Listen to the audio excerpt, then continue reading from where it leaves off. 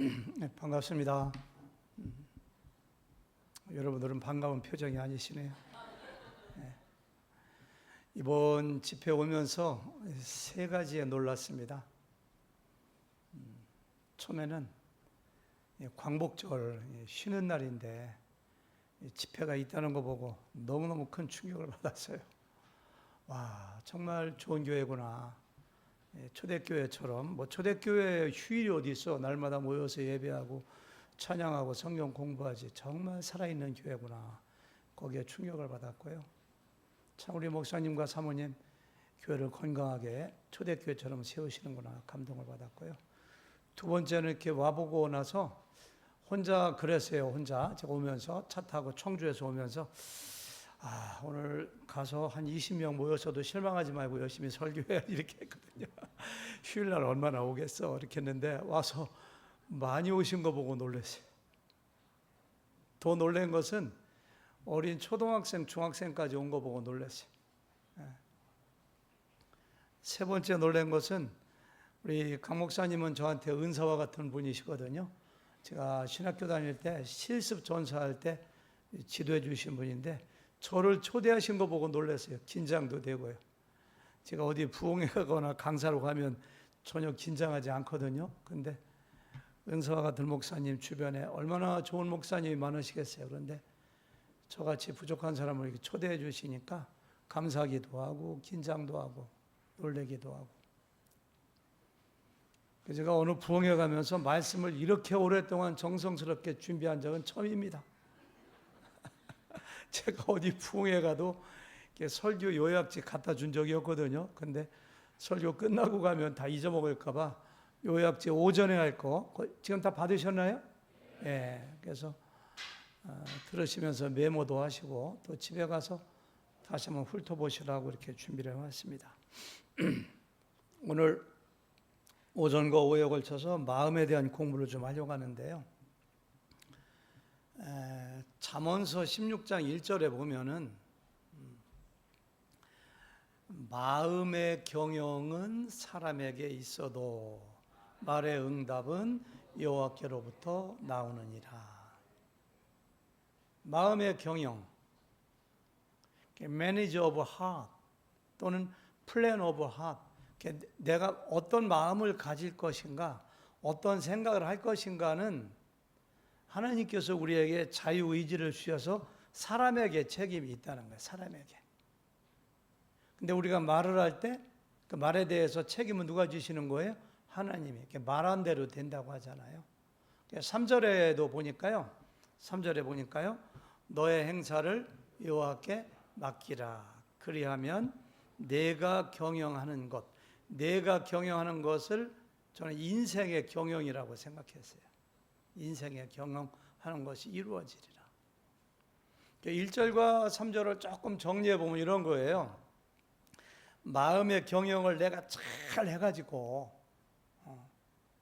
좋은 마음, 좋은 생각, 마음의 계획을 잘 해가지고 내가 좋은 말을 하게 되면 하나님이 그것을 들으시고 어떻게 하신다고요? 우리의 인생의 경영이 잘 이루어지게 하신다. 이렇게 간단하게 요약을 할 수가 있어요. 인생의 성공이 별거 아니에요.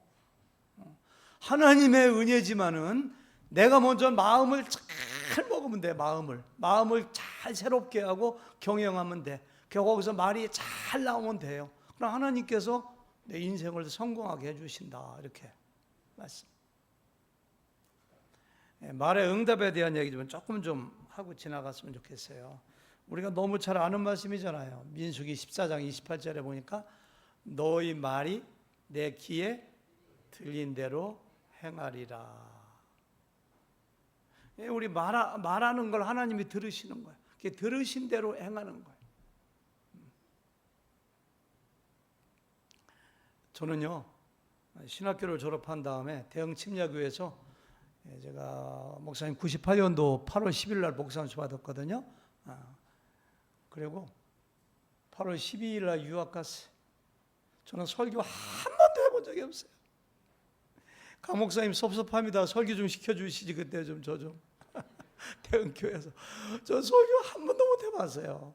그리고 유학 가서 어느 교회 가서 설교 2번 해보고 어느 교회에서 담임 목사 청방해서 대형 교회 갔습니다.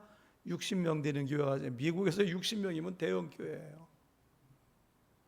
어떻게 이렇게 대형 교회를 내가 처음에 설교도 안 해본 사람이 갈 수 있었는가.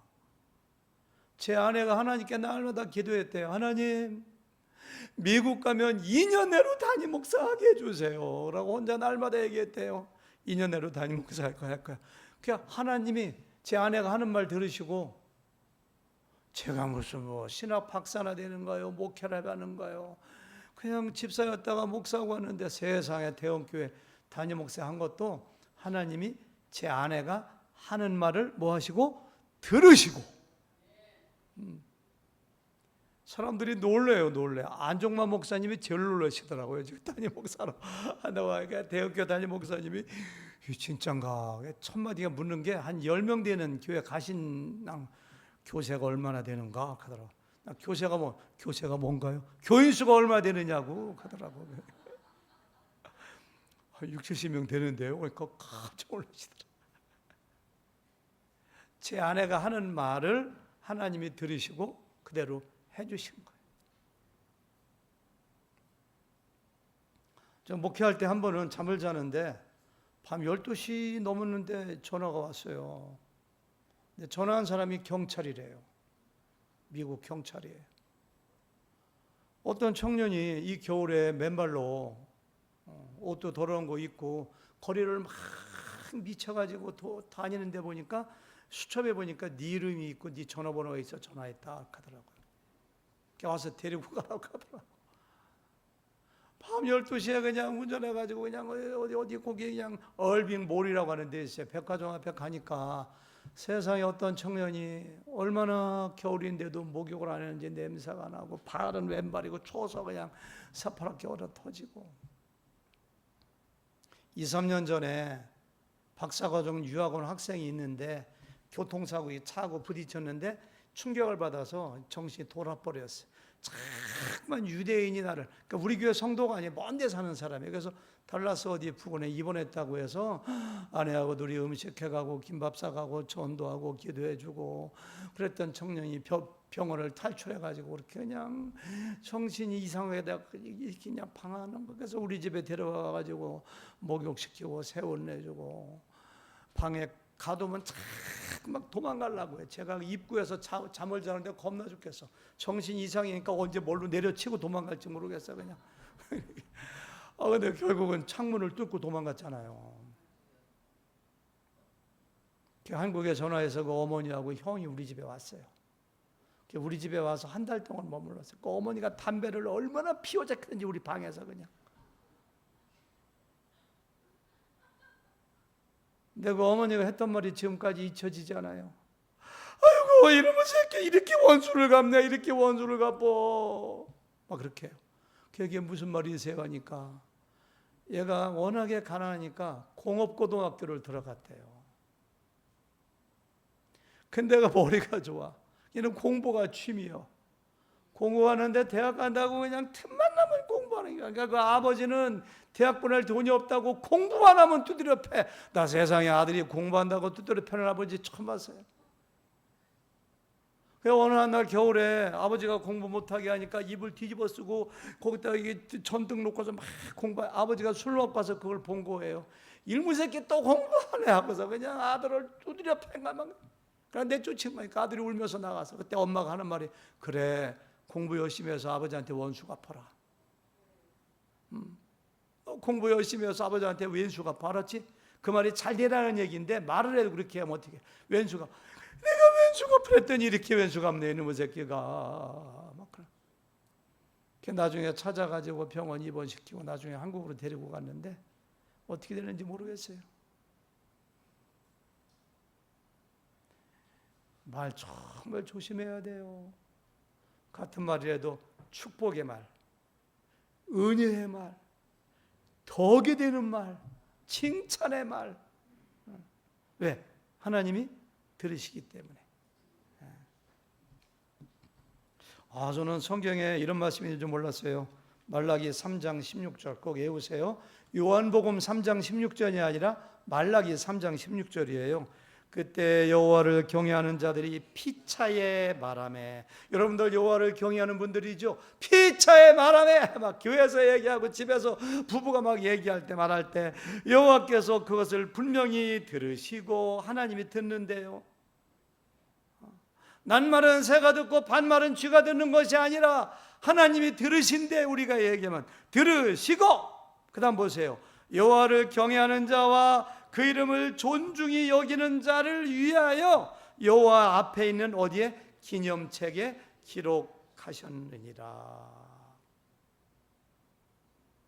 우리가 얘기하면 하나님이 다 들으세요. 아유, 오늘 오인준 목사가 하나님을 경외하는 얘기했구나. 아유, 오인준 목사가 하나님을 높이는 이야기했구나. 그걸 다 거기다 기록하신대요. 마태복음 12장 36절, 내가 너희에게 이르노니 사람이 무슨 무익한 말을 하든지 심판날에 이에 대하여 신문을 받으시리니. 말 조심해야 돼요. 망할 것 같아도 잘 될 거라고 얘기해야 돼요. 공부를 못해도 우리 아들 잘 될 거라고 얘기해야 돼요. 우리 아들 때 시집 잘못 갈 것 같아도 너는 좋은 남편 만날 거라고 얘기해야 돼요. 왜? 하나님이 들으시고 너희 말이 내 귀에 어떻게 한 대로? 들린 대로 내가 행하리라. 이렇게. 그런데 말이라는 것이 결심한 대로 되느냐고요? 안 돼요. 그 이유가 뭔가요? 내가 좋은 말 해야지, 축복의 말 해야지, 은혜의 말 해야지, 독이 되는, 결심한다고 되느냐? 안 돼요. 그거 왜? 주님께서 말씀하신 대로 사람은 뭐예요? 마음에 가득한 것을 입으로 나오기 때문에. 착착 나와. 마음에 있는 거 저절로 나와. 그냥 먹는 거로 진심인 사람은 맨날 먹는 거 얘기해. 돈에 진심인 사람은 입만 벌리면 교회 와서도 돈 얘기해. 부동산. 그냥 마음에 있는 걸 그 입으로 하게 돼 있어요. 우리 주님께서 말씀하셨잖아요. 누가복음 6장 45절, 선한 사람은 마음에 쌓은 선에서 선을 내고, 어디에? 마음에 쌓은 선에서 선을 내고, 악한 자는 그 쌓은 악에서 악을 내나니 이는 마음에 가득한 것을 입으로. 결심한다고 되는 게 아니야. 결심하는 거 좋아요. 근데 결심하는 게 되는 게 아니에요. 마태복음 12장 34절, 바리새인들 막 주님께서 책망하시잖아요.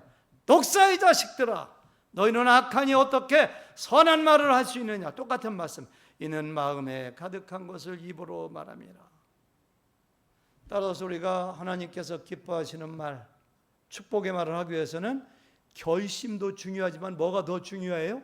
내 마음이 어떠냐, 내 마음에 무엇이 있느냐, 내 마음에 가득한 것이 무엇이냐, 내 마음을 무엇으로 가득 채우느냐, 이것이 가장 중요한 거예요.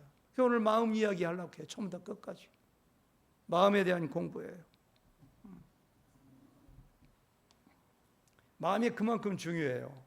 여러분들 만약에 어떤 사람을 생각할 때 그 사람 또 만나고 싶어, 그 사람 너무 좋아할 때 그 사람의 외모 때문인가요? 그 사람의 마음 때문인가요? 마음 때문이지. 나를 그렇게 즐겁게 해줘, 나를 열심히 섬겨, 그렇게 따뜻해, 그 마음 때문이거든요. 그래서 잠언서 23장 7절에 보니까요, 무릇 그 마음의 생각이 어떠하면 그 사람의 됨됨이도 그러하니. 그 사람의 인격이 무엇이냐, 그 사람이 누구냐, 그 사람이 어떤 사람이냐, 딴 거 볼 거 없어요. 외모 볼 거 없어요. 키 볼 거 없어요. 재산 볼 거 없어요. 그 사람이 누구냐라는 것은 뭐예요? 그 마음의 생각이 어떤가. 여러분들 한 달이고 두 달 지나가고 혹시 저를 기억한다면은 저의 마음의 생각을 보고 저를 기억하지, 다른 거 보고 결정하는, 마음이야, 마음. 그렇게 마음이 중요해요. 여러분, 신앙생활은 처음부터 끝까지 마음에 대한 이야기입니다. 구원을 뭘로 받아요? 빨리 얘기해 보세요. 믿음으로. 근데 뭘로 믿어요? 마음으로 믿지. 제가 읽어볼까요? 내가 만일 내 입으로 예수를 주로 시인하며 또 하나님께서 그를 죽은 자 가운데서 살리신 것을 얼리 믿어요? 내 마음에 믿으면 구원을 얻으리니. 사람이 마음으로 믿어 의에 이르고 입으로 시인하여 구원. 마음이라는 말이 두 번 나와. 마음으로 믿는 거야. 구원도 마음으로 믿어 구원받는 거예요. 와, 놀랍지 않으세요? 마음이 강팍한 사람, 마음이 딱딱한 사람, 마음이 준비되지 않은 사람은 복음을 전해도, 제가 얼마 전에 지난주에 경상남도 산청에 갔다 왔거든요. 어떤 분이 부인은 교회 나오는데 남편은 안 믿는데요. 그런데 그냥 아버지가 돌아갔을 때 너는 절대로 예수 믿지 마라. 예수 믿는 사람들은 조상을 섬기죠. 그 유언 때문에 교회를 안 나오는 데서 전도하고 싶어서 갔거든요. 근데 얼마나 마음이 단단한지 성령께서 그런 말씀하시더라고요. 가서 일단 복음 전하지 말고 대화만 하다 와라. 대화만 했는데 그렇게 저한테 고맙다고 한대요. 목사가 와서 예수 믿으라고 할 줄 알았더니 그 얘기 안 해서 너무너무 고맙다고 들려오는 소리. 그게 뭐야? 마음이 준비가 안 된 거지. 그냥 딱딱한 생고구마 같아서 안전했어요. 제가 가서 사실 마음이 준비가 안 된겨. 마음으로 믿어 의에 이르고 그렇게 했거든요. 마음이 중요해요. 사도 바울은요, 로마서 11장까지 의롭게 되는 것, 구원에 대한 말씀하시다가 12장부터는 구원받은 자가 어떻게 살 것인가를 이야기하잖아요. 아까 목사님 읽어주신 2절 말씀이 그거거든요. 너희가 구원받았냐? 너희가 의롭게 되었느냐? 그러면 너희는 뭐하느냐? 다 같이 2절 시작. 로마서 12장 2절 시작. 너희는 이 세대를 본받지 말고 오직 뭐예요?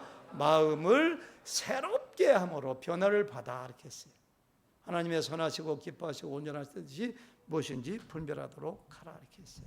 마음을 새롭게 함으로. 이렇게 했어요. 예수 믿고 구원받았습니까? 마음을 새롭게 하세요. 사도 바울이. 왜 이렇게 마음은 그대로입니까? 마음을 새롭게 하세요. 마음을 새롭게 하지 않으니까 말씀도 받아들이지 않죠. 마음을 새롭게 하지 않으니까 미운 사람도 많죠. 마음을 새롭게 해야 돼요. 그래서 사도 바울이 로마서 12장 가자마자 제일 먼저 그거 말씀하시는 거예요.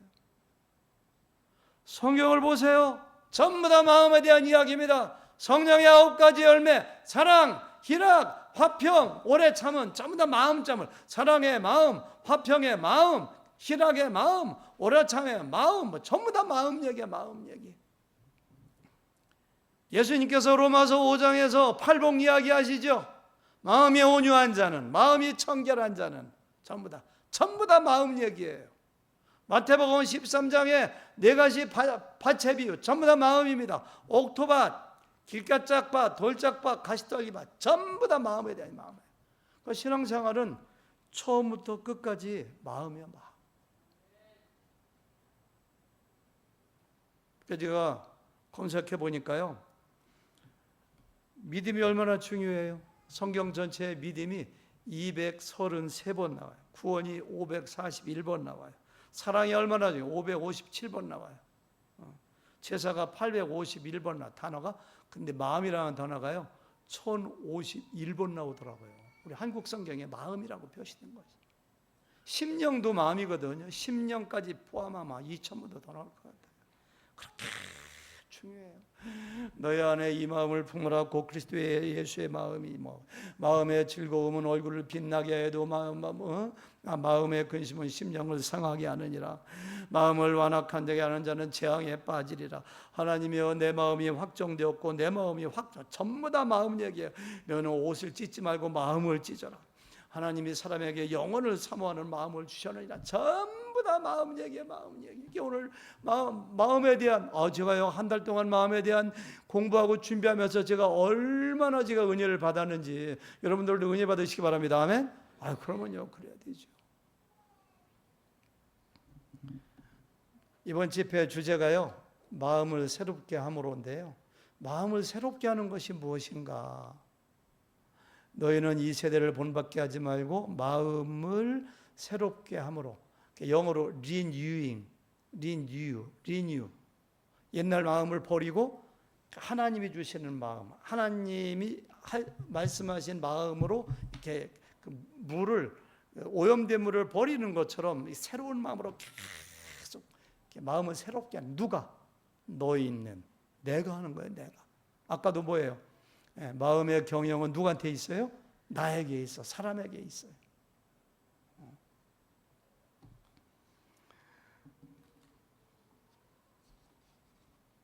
잠언서 아까 16장 읽었는데요. 32절에 보니까요. 노하기를 더디하는 자는 용사보다 낫고 그다음 뭐예요? 누가 자기의 마음을 다스려. 마음을 누가 다스리는 거예요? 내가. 하나님이 해주는 거 아닙니다. 자기의 마음을 다스리는 자는 성을 빼앗는 자보다 나으니라. 여기 다스리는 것이 영어로 ruling, 통치하는 거예요. 내가 내 마음에 나쁜 생각, 감정, 화나는 거 이런 거에 지배당하 끌려가지 말고 내가 내 마음을 ruling, 다스리는 사람. 마음을 내가 매니지해. 내 마음에 나쁜 생각, 누구 미워하는 거, 시기, 질투 이런 거 마냥 음란한 생각 이런 거에 끌려가지 말고 내가 내 마음을 매니지, 플랜을 내가 해. 그래서 마음을 새롭게 한다. 마음을 경영한다. 마음을 다스린다. 다 똑같은 말인데요. 이걸 정의해 보자면은 의도를 가지고요. 의도를. 여러분들 이제까지 내가 내 마음을 다스려야 되겠다. 경영해야 되겠다. 새롭게 해야 되겠다. 의지를 가지고 해본 적이 있어요? 없어요? 뭐 물론 있으시겠는데 근데 마음의 경영은 내가 의도를 내 마음에 이런 생각이 들지? 그래서 리뉴잉, 그걸 버려야지. 나쁜 생각은 매니지 해야지. 룰링 해야지. 의지를 가지고 내 마음에 하나님이 기뻐하시지 않는 어떠한 생각이 있는가, 하나님이 기뻐하는 생각이 무엇인가를 잘 보고서 버릴 거 버리고, 보존할 거 보존하고, 키울 거 키우고, 이것이 마음의 경영이에요. 마음의 경영. 이렇게 얘기해 볼까요? 마음은 우리의 밭입니다. 밭에 가면 뭐예요? 씨앗을 뿌리면 씨앗도 나오고 거기에 뭐 가라지도 나오고 잡초도 나오고 막 나오잖아. 그러면 농부가 가가지고서 이게 왜 엉겅퀴를 하느냐, 이게 찍어버려야지, 뽑아버려, 다 뽑고 곡식 나오는 건 잘하는 것처럼 생각은 내 마음에서 나오는 싹이에요. 싹. 마음에서 생각이 막 사탄도 가라지 뿌리고 성년도 생각을 주시고, 그래서 이렇게 내 마음을 이렇게 봐가지고서 잡초라든가 그런 걸 다 가라지를 뽑아버리고 열매만 나도록 자라게 해서 나중에 그 말이라든가 행동은 뭐예요? 거기서 나오는 열매. 마음의 열매. 이게 마음의 경영. 여러분 성경을 읽을 때요, 목사님이 설교하실 때 성경에 나오는 우인들을 참 내가 마음을 기가 막히게 경영한 사람들이에요. 마음을. 다윗 같은 사람 보세요. 밧세바하고 간음해가지고 아기를 갖잖아요. 우리아의 처가 다윗에게서 아기를 낳음에 여호와께서 치심에 심히 아기가 아파. 언제 죽을지 몰라요. 다윗이 울면서 잠도 안 자고 철야 기도해 금식하면서 일주일 동안을 다윗이 울면서 기도합니다. 하나님 우리에게 살려줘요. 신하들도 그냥 밖에서 밥도 못하고 어디 할 줄을 몰라. 근데 갑자기 그냥 신하들이 수근수근대 그래서 딱 알지. 애가 죽었느냐? 예, 죽었는데요. 다윗한테 말을 못해요. 살았을 때도 저렇게 금식하고 울고 잠도 안 주무시는데 죽었다면 다윗이 기절할 것 같아. 그런데 애가 죽었는데요. 그러니까 사무엘하 12장 20절 보니까요, 다윗이 땅에서 일어나 기름을 바르고, 그러니까 이렇게 화장했다는 거예요. 의복을 입고 여호와의 전에 들어가 경배하고 왕궁으로 돌아와 명령하여 음식을 그 앞에 차림에 먹는지라. 이게 뭐야 이게? 보통 사람 같으면 하나님이 일주일 동안 내가 금식하고 울면서 그렇게 살려달라고 기도했는데 하나님 살아계시기는 한 겁니까? 교회 안 나갑니다. 절대 하나님 안 계신 것 같으면 원망할 텐데 다 마음을 경하는 거야. 하나님이 기뻐하시는 방향이 무엇인가? 땅에서 일어나 기름을 바르고 의복을 입고 여호와의 전에 들어가 하나님을 경배하고, 하나님 감사합니다. 저 회개합니다. 경배하고 집에 들어와 음식을 차리게 명령하고 음식을 먹어서 아무 일도 없는 것처럼 출근해서 왕 노릇하고 신하들이 물어봐요. 아이가 살았을 때는 우시고 금식하시더니 죽었는데 왜 그러십니까? 하니까 그런 얘기예요. 야, 애가 살아있을 때는 하나님이 혹시 살려줄지 몰라서 그랬지만 아이가 죽었는데 무슨 소용이 있냐? 아이가 나에게 올 수 있냐? 못 오지. 내가 갈 수 있지만 못 오지. 이게 마음의 경영이 마음이에요. 경영. 우리 마음은 죄성을 가지고 있기 때문에 흘러가는 대로 내비두면 안 돼요. 사울왕이 다윗을 죽이려고 3,000명의 특공대 가지고 그냥 몇 년째 10년 가까이 쫓아다녀요. 다윗이 도망갈 데가 없으니까 동굴에 숨어서 엔게디 동굴에 숨어서 깜깜한데 가만히 있는데 누가 처박처박 들어와. 가까이 보니까 사울왕이 대변 보러 들어오는 거예요. 성경에 발을 가리러 온다고 해요. 저는 뭐 잠자러 왔다고 생각하자. 학자들은 잠자러 온 거다 하는 사람도 있는데 잠자러 혼자 오겠어요? 대변 보러 왔겠지. 그냥 다윗이 이렇게 딱 쏘이는데 코앞에 앉아가지고서 냄새나게 용변을 보고 있는 거예요. 10년 동안 쫓겨다니는데 옆에 있는 다윗의 부하가 하나님이 주신 기회입니다. 목을 치세요. 목을 치세요. 우리 앞에 앉은 집사님 한번 여쭤볼게요. 집사님 같으면 어떻게 하시겠어요? 쳤죠. 저 뒤에, 그 뒤에 앉은 형제님 어떻게 했을 것 같아요? 바로 쳤어요? 앞에 앉은 집사님은요? 저도 쳤어. 나는 왕으로 이미 기름 부음 받은 사람이거든. 도망 다니느라고 너무너무 600명의 군사를 데리고 다니느라고 날마다 죽을 고생이야. 그냥 모아봐. 암몬 도망갔다가 블레셋 도망갔다가 그냥 와, 어떻게 대변 볼 데가 여기밖에 없어 그래. 이게 하나님이 인도하신 거야. 하나님이 주는 거 못 받아 먹으면 나 혼나. 치야지. 다윗이 말하는 것 좀 보세요. 기름 부은 자를 치는 것은 하나님께서 금하신 것이니라. 그 말씀 한마디 때문에 안 쳐요. 기가 막힌 겁니다. 하나님 말씀이 마음 경영의 뭐예요? 기준이요. 내 감정이 아니라. 내 감정은 치고 싶어. 하나만 그냥 목 떨어져서 내가 왕 되는 건데 더 이상 이런 고생 안 해. 나 같으면 치지. 이렇게 착하게 생긴 집사님도 친다는데 요 앞에 앉은 집사님 안 칠 것 같아. 어떻게 하실 것 같아요? 칩니다. 이렇게 안 칠 사람이 어디 있어? 다윗의 위대한 점이 여기 있어요. 다윗의 넷째 아들 압살롬이 왕을 죽이고 지가 아버지를 죽이고 왕이 되겠다고 반란 일으키잖아요. 얼마나 따급한지. 다윗은 그냥 부랴부랴 왕궁을 버리고 도망가자. 감람산을 넘어서 맨발로 머리를 풀어 헤치고 슬픔의 표시가 돼 울면서 그냥 부하들 몇천 명 데리고 감람산을 넘어갑니다. 올라갈 때 3명 만나고 내려갈 때 3명 만나요. 내려갈 때 딱 정상 갔다 내려가는데 시므이라고 하는 사울왕의 같은 지파인 베냐민 지파인 시므이가 다윗이 끝났다고 생각하는지 막 저주합니다. 이 악당 같은 놈아 피 흘린 자야. 그냥 네가 그냥 사울왕을 다윗이 죽인 거 아니거든요. 근데 네가 피를 많이 흘려 하나님께서 피값을 너한테 갚았다고. 네 왕자리를 네 아들한테 막 그냥 저주하는 거야. 막 돌멩이 던지고 티끌 날리면서. 그러니까 옆에는 아비새라는 부하가 왕이시오. 저 개 같은 놈의 목을, 제가 욕하는 거 아닙니다. 성경에 나와요. 저 개 같은 자의 목을 제가 베어올까요? 지금 속이 열불이 나가지고 기분 좋을 때는 안 내비둬 그렇게 오르지만 지금 다윗이 죽을 맛인데 저 같으면 야 목만 베지 말고 능지 처참해버려. 고사포로 쏴 죽여버려. 김정은처럼.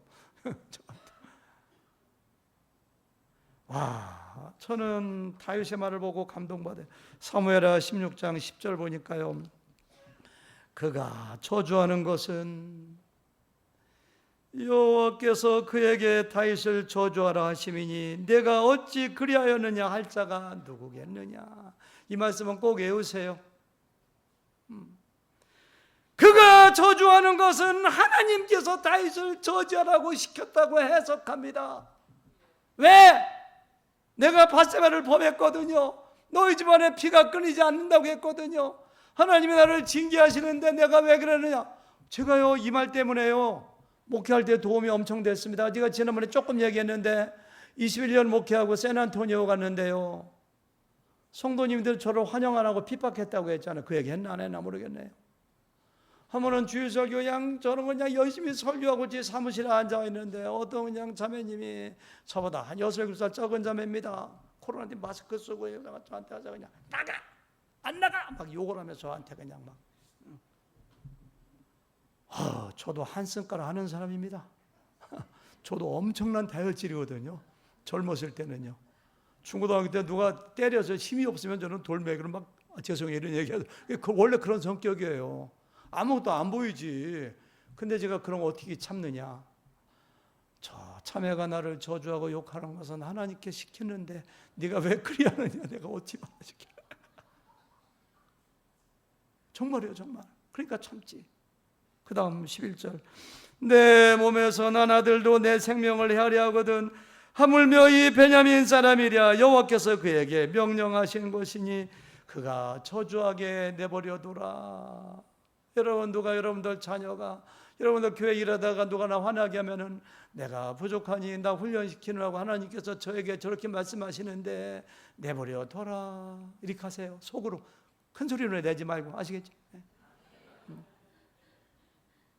그러면 이길 수 있어요. 12절, 혹시 여호와께서 나의 원통함을 감찰하시리니 오늘 그 저주 때문에, 시므이의 저주 때문에 여호와께서 선으로 내게 갚아주시리라. 얼마 후에 압살롬과의 전투에서 요압이 압살롬을 죽이고 다시 왕으로 돌아오잖아요. 저가 저주하는 걸 내가 갚으면 안 돼. 하나님께서 이 원통함을 보시고 갚아주실까? 저도 그랬어요.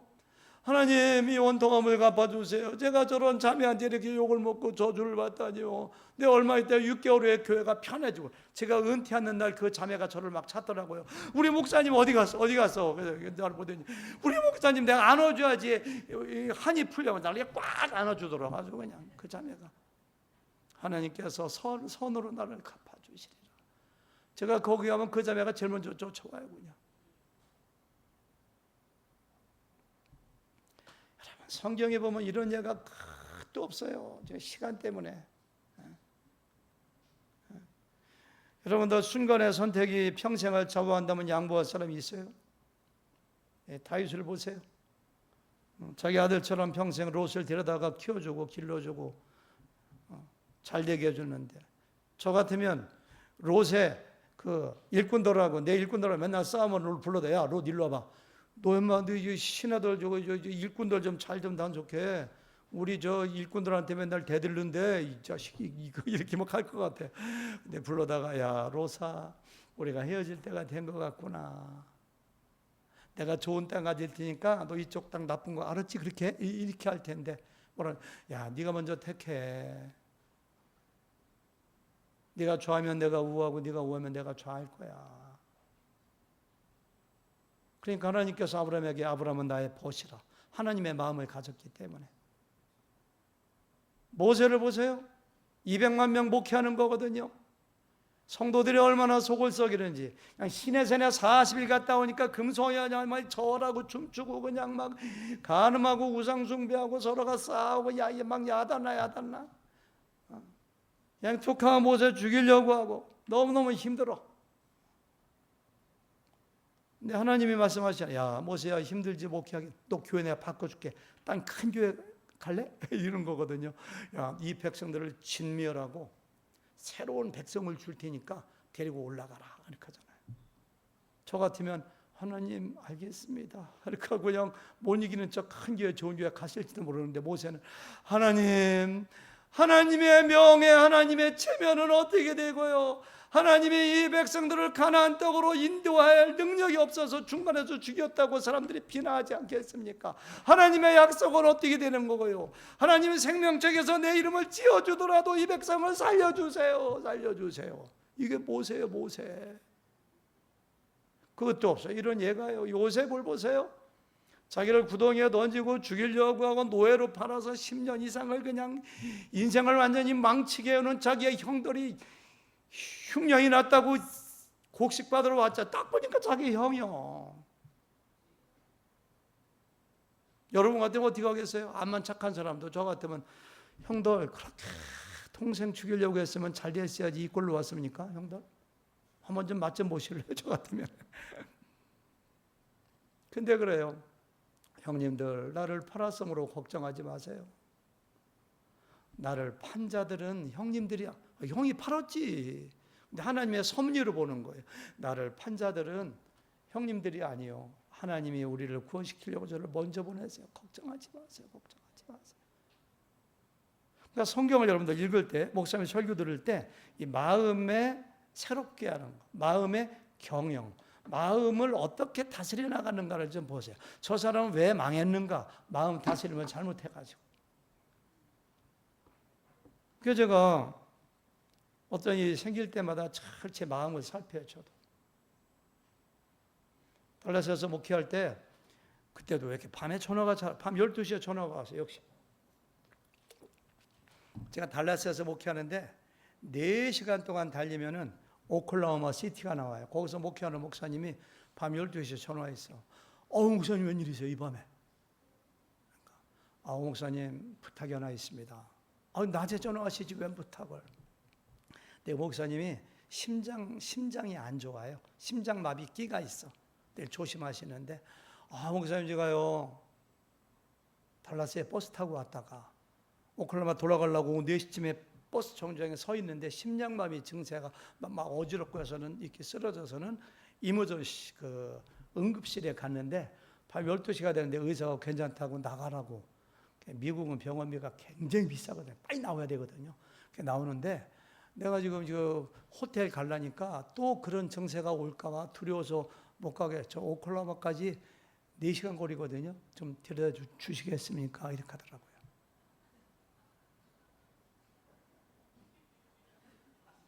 나 새벽 5시에 새벽기도 나가야 되는데 얼떨결에 알았어요. 병원 어디예요? 갈게요. 그러고서 불을 켜고 바지를 옷을 이렇게 입는데 내가 너무 기분이 안 좋아. 나도 모르게 이 목사님 지난번도 이렇게 무리한 부탁하더니 도대체가 말이야 새벽 12시 넘어서 1시간 무슨 오클라호마 갔다 오려면 8시간이요. 이분 왜 그래? 그랬더니 집사람이 가만히 누워서 듣고 있다가 다 들었거든요. 같이 간다고 벌쩍 일어날 줄 알았어요. 집사람이 하는 말이 이왕 가는 거 기쁘게 가요 그러더라고. 자기는 가지도 않으면서 이왕 가는 거 기쁘게 가요 그러더라고.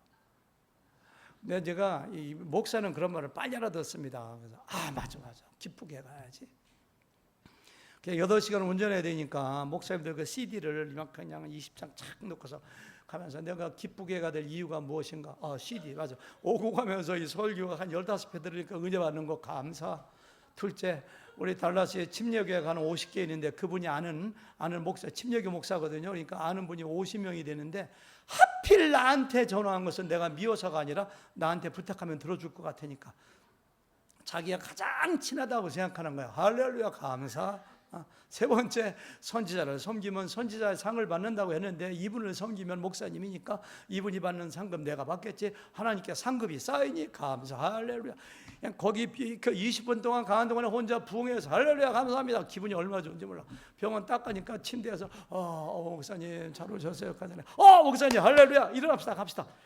내가 기분 너무너무 좋게 하니까 이분이 가다가 30분쯤 됐는데 목사님이 또 기분 좋아하고 명랑하니까 제 병이 싹 낫는 것 같습니다. 미안하게 전화했는데 올라가서 나중에 이 넥타이 메이크업 했는 거 좋은 거 2개를 선물로 보내왔더라고요. 아주 그냥. 저는 이게 마음의 경영이라고 생각해요.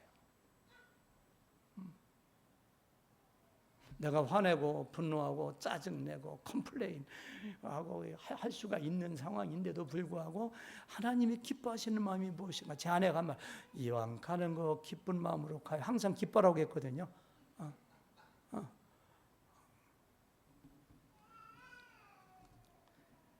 왜 우리의 마음을 경영해야 되느냐? 사탄이 늘 가라지를 부리기 때문에. 사탄이 우리의 마음은 중립지대입니다. 성령께서도 역사하시고 말씀도 역사하시지만 사탄도 역사해요. 사탄도. 유다의 마음에 예수를 팔려는 생각을 넣었더라. 누가? 사탄이. 그때 만약에 사탄이 이건 사탄이 넣는 생각이네 라고 의식만 했어도 예수님 안 팔았을지 몰라요. 다윗이 늦잠 자다가 오후에 옥성을 나가보니까 그냥 웬 여자가 하얀 몸매를 드러내고 그냥 이 목이 불을 쪄주고 있어. 와, 한번 품어봤으면 좋겠다. 누가 준 거예요? 사탄이. 아니야, 이거 사탄이 가라지를 뿌리네. 하나님 용서하세요. 얼른 내려와서 얘기하고 했으면 그렇게 비극이 그 가정에 오지 않았을 거예요. 대단히 죄송하지만 이 시간에도 사탄이 여러분들 마음에 씨앗을 뿌리는지 몰라요. 저 양반은 이렇게 소리만 빽빽 질러. 빨리 안 끝나. 사탄은 쉴 틈이 없어. 내 마음을 보고서 사탄이 주는 생각이구나. 세상에 이상의 자랑, 안목의 정욕이 주는 생각이구나. 그래서 그렇게 그 생각이 날 때, 싹이 날 때 뽑아버리는 거. 저는 이게 마음의 경영이라고 해요. 의도적으로. 내 마음을 이렇게 보면서. 우리 강 목사님은 생각 안 나실 거예요. 제가 그 대학교 다닐 때, 안 목사님이 자체 부흥회를 많이 하셨죠. 그렇죠? 일부 강사를 초청하지 않고 자체 부흥회를 하는데 주일날 저녁부터 수요일날까지인가 이렇게 하시더라고요. 저는 학원 강사라 밤이 바쁜 사람입니다. 저는 저녁 6시부터 밤 12시까지 애들 과외하러 다니고 학원에서 단과로 다니고 얼마나 제가 바빴는데 움직이는 게 돈입니다. 그냥 주일날 저녁은 명색이 신학교 전도사니까 가야지. 그래서 가서 근데 한 번은 목사님 부흥회 하시는 그때 그 요나에 대한 말씀을 부흥회 하시더라고요. 목사님들 기억하시는 것 같아요. 고객. 요나에 대한 부흥회 하시는데 주일날 저녁에 저는 맨 이렇게 앞에서 세 번째 이렇게 왼쪽에 앉았거든요. 여러분 저는 목사님이 설교하시면 많이 웃어져요. 아멘도 잘하는 스타일입니다. 막 웃으면서 막 웃고 그러니까 목사님이 자꾸만 저를 쳐다보시더라고. 근데 강 목사님은 아마 실감하시게 어떤 성도가 가장 귀해 보이느냐, 내 설교 잘 듣고 고개 끄덕여주고 딴 생각하더라도 고개 좀 끄덕여주세요. 이렇게 고개 끄덕여주시고 아멘하고 잘 웃어주면 그렇게 사랑스러워. 목사님 그렇죠? 제 사랑, 선물 주는 성도보다도 더 사랑스러워. 그러니까 목사님이 내가 얼마나 기특해 보이겠어요. 깔깔거리고 웃고 막 아멘하고. 그 이튿날도 내가 올 줄 알았었겠지. 근데 안 갔죠. 바쁘니까. 월요일날 안 가? 화요일날 안 가? 수요일날 안 갔지. 바빠서 어떻게 가? 근데 그 다음 주일에 교회 갔는데 그 1부 예배는 성도가 많지 않아요. 그 한 7, 800, 1000명. 2부 예배는 막 3000. 근데 제가 1부 예배가 빨리 가서 또 어디가 강의해야 되니까 1부 예배 갔는데 목사님이 설교를 하시다가 그런 말 하실 때가 아니거든요. 근데 갑자기 뭐라고 하시냐면은 아니 교회 부흥회를 하게. 그분 소리 지르면 대단하거든요. 천국에서 들으시면 괜찮아 들으셔도 부흥회를 하게 되면 얼마나 사람이 안 오고 전도사가 부흥회도 안 오고 하루 뺏겨보고 안 오고 막 보니까 저를 치시는 설교하시는 거예요. 저는 그때 목회 안 해봤으니까 그렇게 섭섭하더라고. 그게 내가 이렇게 혼나가면서 교회 다녀야 되나? 내가 담임 목사한테 미움받으면서 교회 다녀야 되는가? 그때 제가 수입이 얼마였었는데 그냥 100만 원짜리 은행에서는 빳빳한 거 그대로 막 몇 개씩 헌금하고 했었는데 내가 이거 딴 데 가서 11점 얼마나 존경받고 사랑받으면서 다니겠어요. 근데 이 교회에서 내가 이런 대접받아야 돼. 그래서 교회 떠나기로 결심했어요. 저는. 내가 이 교회 왜 다녀? 그렇다고 강 목사님이 알아서 목사 참으세요 이렇게 하신 것도 아니고 모르시니까 교회 떠나야지. 못 다니겠더라고. 이게 상처받는 거거든요. 근데 며칠 지나다가 기도하는데 이런 생각이 갑자기 팍 들어요. 담임 목사님이 성도가 10,000명 가까이 되는데 너를 얼마나 소중하게 봤으면 네가 부흥이 안 왔다고 해서 그렇게 화가 나셨겠냐. 너를 무시하고 네가 미운 게 아니라 너를 소중하게 여기는 거야. 이런 생각이 팍 들더라고요. 그러니까 그렇게 미워 보이고 그렇게 제가 마음속에 그냥 막 힘들었다는데 담임 목사님이 더 좋아 보여. 담임 목사님 나를 얼마나 소중하게 했으면 전하실까. 그 교회 더 열심히 나가고 거기서 목사 안수 받고, 목사 안수 한 명 잘 안 주거든요. 근데 목사님 그냥 목사 안수 주시고, 제가 나중에 미국서 목회할 때 부흥 강사로 초청했는데요.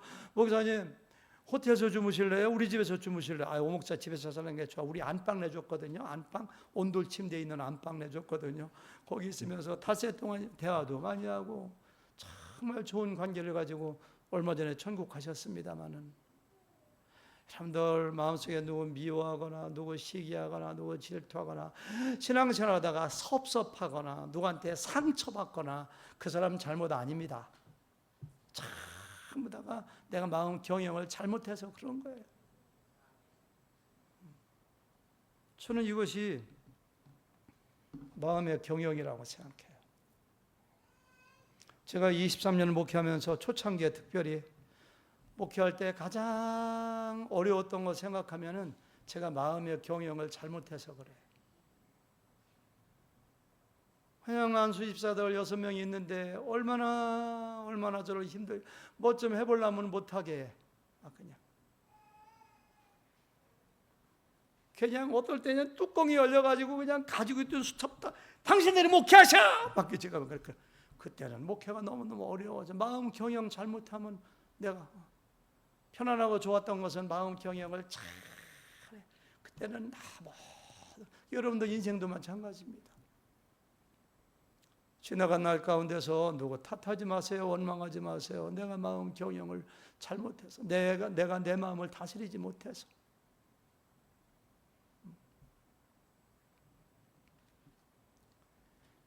저는 오늘 그 중에서 마음의 종류가 수백 수천 가지예요. 미안해하는 마음, 고마워하는 마음, 따뜻한 마음, 차가운 마음, 분한 마음, 화나는 마음, 억울한 마음, 사랑하는 마음, 도망가고 싶은 마음, 머물고 싶은 마음, 그냥 수천 가지가 되는데요. 나무에 큰 둥치가 있으면 큰 가지가 있잖아요. 가지가. 근데 그 가지에 해당되는 정말 중요한 마음, 이 5가지만 좀 얘기하려고 해요. 어떤 마음에 특별히 신경을 써야 되는가? 그 5가지만 신경을 쓰면은 그 잔 가지에 달린 나무들은 저절로 돼요. 대개 보면. 남은 시간, 오전 시간하고 오후 시간에 그걸 얘기한 다음에 어떻게 마음을 경영할 것인가 구체적으로 말씀드리는 것을 오늘 마치게 되는데요. 제가 제일 중요하다고 생각하는 마음은 넓은 마음이에요. 넓은 마음.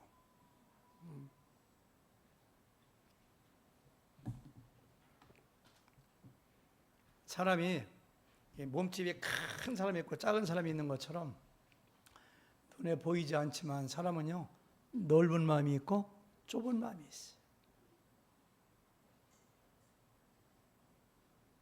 자기 남편이 마음이 좁아서 밴댕이 뭐라게 밴댕이 소갈머리랄까나. 자기 남편이 마음이 좁으면 그 부인은 평생 힘들어. 아내가 마음이 좁으면 남편은 평생 힘들어요.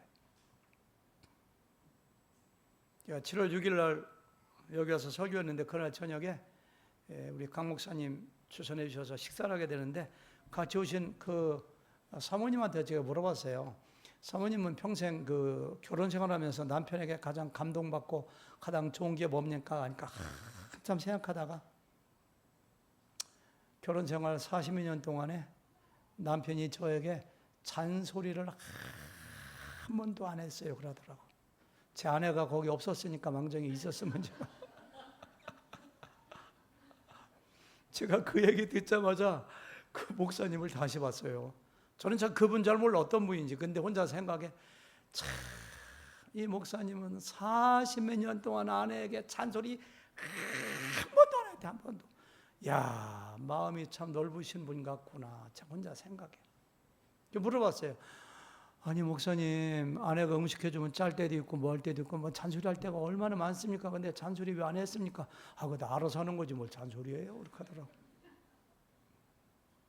여덟 목사님들하고 단기 선교 갔는데, 단기 선교할 목사님들이 그렇게 싸우더라고요. 자기가 뭐 싸울 일이 뭐가 있는가. 그냥 자기 뜯어 말리느라고 고생 엄청 했다고 하더라고요. 그 마음이 넓으면 우리 하나님의 마음이 넓으잖아요. 마음이 넓으면 주변 사람들이 편안해. 내가 마음이 좁으면 좁을수록 사람들 힘들게 해요. 성경의 오죽하면 다투는 여인, 마음이 좁은 여자거든요.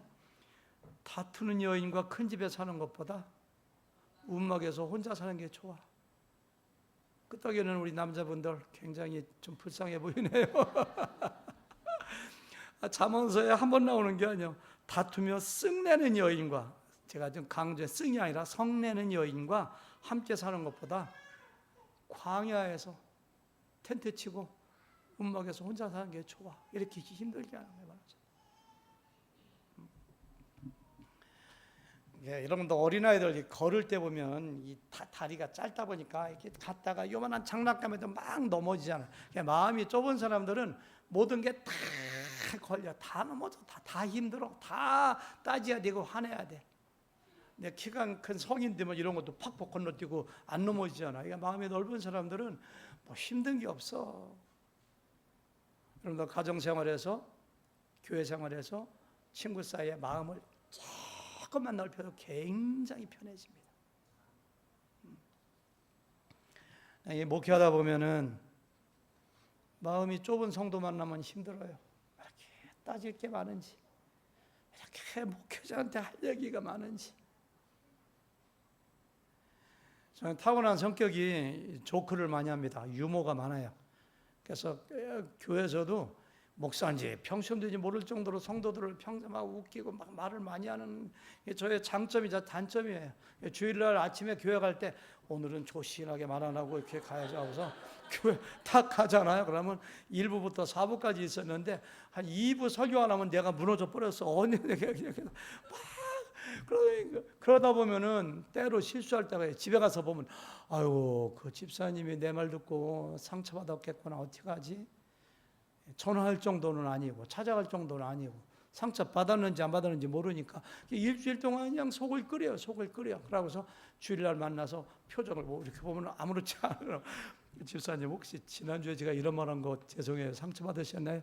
아, 목사님 저를 어떻게 보시길래 그런 말씀하셔? 제가 그런 거에 상처 받아요? 네. 저 나가라고 야단쳐도 이 교회 안 나가요. 목사 걱정하지 마. 이렇게 그런 사람은 큰 산을 보는 것 같아. 산. 아니 어떤 사람은 교회로 안 나와. 그래서 왜 안 나오느냐 하니까 예배 끝나고 나갈 때 내가 악수할 때 성도가 쭉 나오니까 악수할 때 이렇게 쳐다보고 그랬대요. 자기 안 쳐다보고 악수했다고 삐쳐가지고 여기 안 나오는 분들 있어요. 이게 혹시 그런 분 있었어요? 그 어떻게 달래줘야 돼 그걸. 목사님이 나를 얼마나 우습게 봤으면 악수할 때 찾아보지도 않고. 저는 설교할 때 많이 시키는 편이거든요. 언제만은 또 어떤 분이 씩씩거리고 제 방을 때 나이는 60 몇 세 먹으면 찾아왔어. 왜 찾아오시냐니까 어떻게 저한테 그런 걸 물어보시느냐고 하더라고.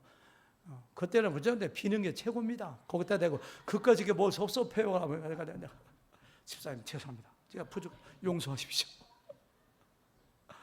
다음부터는 저는 엄청 시킵니다. 여기 누군지 모르니까 안 시키지만 그게 어떻게 하라는 얘기요. 사도 바울은 마음이 넓은 사람 같아요? 좁은 사람 같아요? 본래? 에? 에? 큰 소리 해보세요. 좁아? 에? 맞아. 저도 이렇게 봤어요. 아니 마가라는 청년이 마가 요한이 많아봤자 20살도 안 된 청년인데 선교여행 같이 갔다가 얼마나 힘들어. 그러니까 되돌아갔거든요. 두 번째 선교여행 갈 때 또 간다고 나섰어. 그러니까 너는 안 돼. 왜요?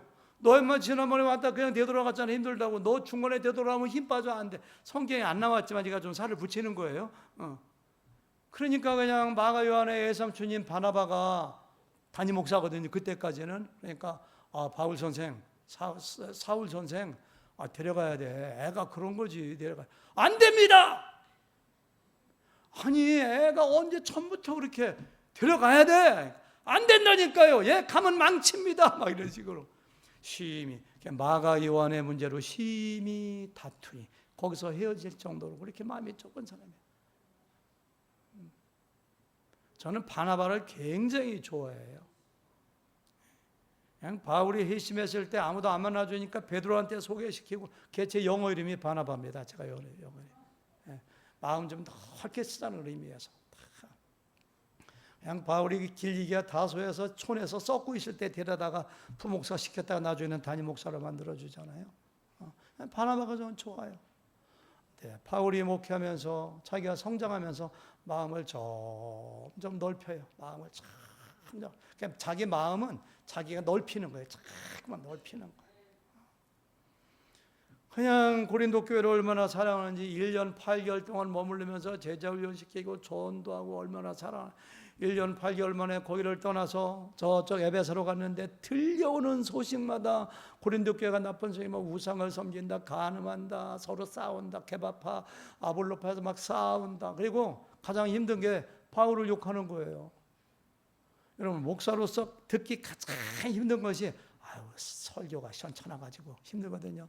그 들려오는 말이 사도 바울은 글로 보면 그럴듯한데 만나서 얘기 들으면 설교가 뭔 얘기인지 모르겠어 뭐 이런 얘기도 들려오고 성경에 나오지 않은 얘기 그렇죠. 사도 바울 가짜 사도야 가짜 사도 우리한테 잘해주는 거 뭔가 꿍꿍이 속에 있는 거야 막 이런 말이 막 들려와. 옛날에 좁았을 때 바울 같았으면 저놈들 인간도 아니야 상대도 할 거 없어 다시는 한 거. 내가 1년 6개월 동안 얼마나 복음을 전하고 자기들 위해서 얼마나 금식기도 하고 얼마나 했으면 이것들이 인간이야? 다시는 안 가 저것들을 화일 맞은 놈들 막 이렇게. 근데 그렇게 안 해요. 편지가 지금 고린도 전서 후서 2개밖에 없지만 원래는 5개야.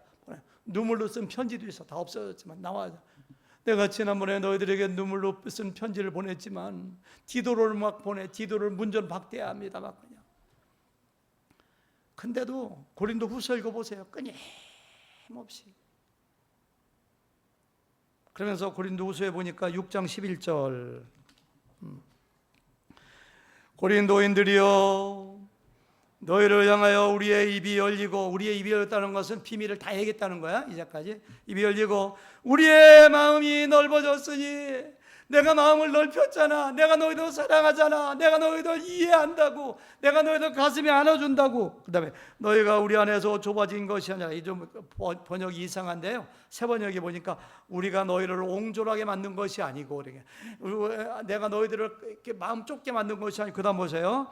오직 너희 심정에서 좁아진 너희가 좀 너무 좁아 마음이. 나 그런 사람 아니야. 가짜 사도 아니야. 그 다음에 다 같이 시작. 내가 자녀에게 말하듯 하노니 보답하는 것으로 너희도 마음을 넓히라. 너희도 마음을 넓히라. 옆 사람의 눈을 쳐다보고 마음 좀 넓히세요. 한번 해보세요. 이번 기회 하세요. 옆에 남편이 앉아있으면 여보 마음 좀 넓혀. 한번 해보세요. 마음 좀 넓혀. 그런 거 가지고 삐지지 말고 그런 거 가지고 화내지 말고 마음 좀 넓혀. 사도 바울이 그런 거.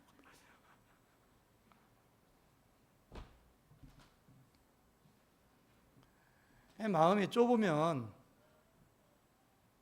세상의 지도자도 할 수 없어요. 저는 그 세상의 역사 이야기지만 그 이야기 듣고 나서 감동을 받았어요. 읽어보고 나서.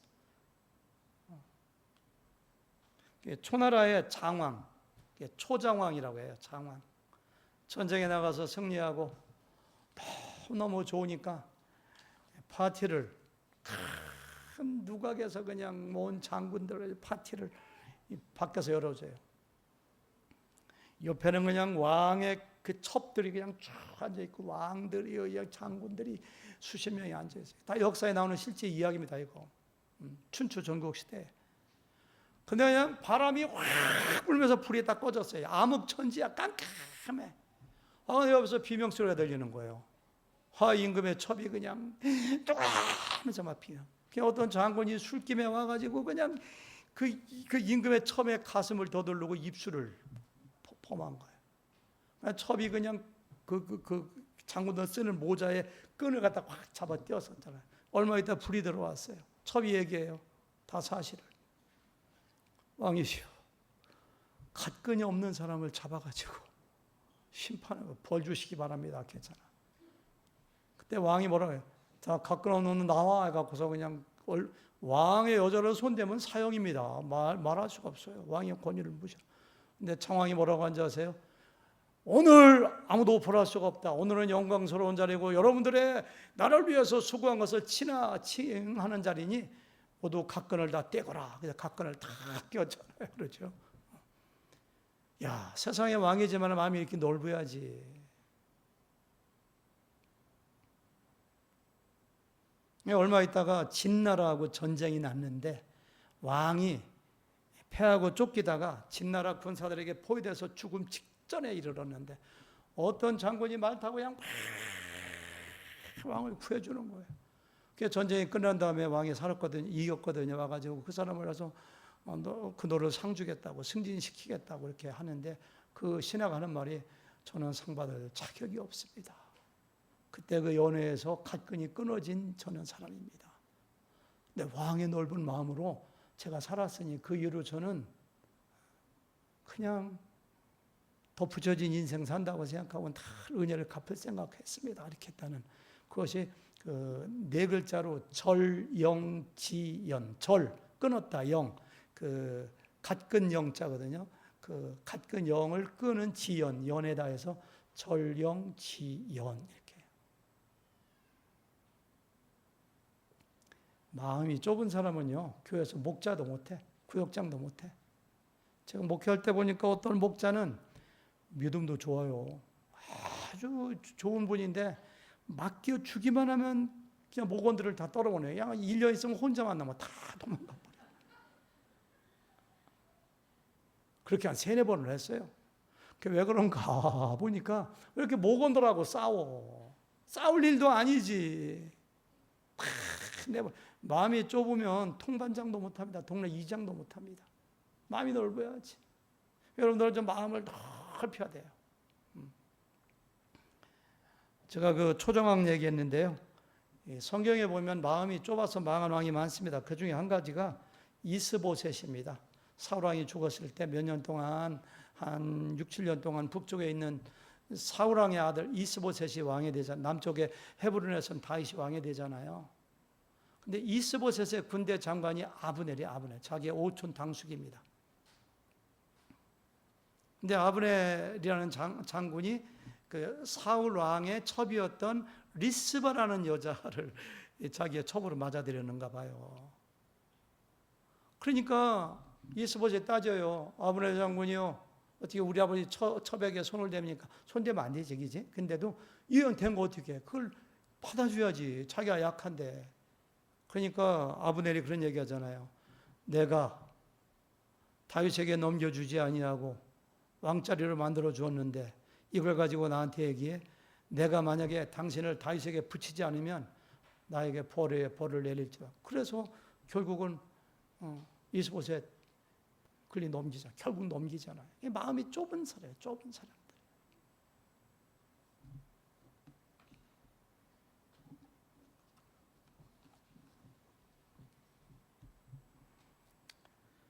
꼭 기억하세요. 여러분들이 인생을 살면서 화내지 마세요. 저는 화내는 도사였습니다. 다혈질이니까. 지금은 화 거의 안 내거든요. 누가 때리면 맞지 뭘 내 화를.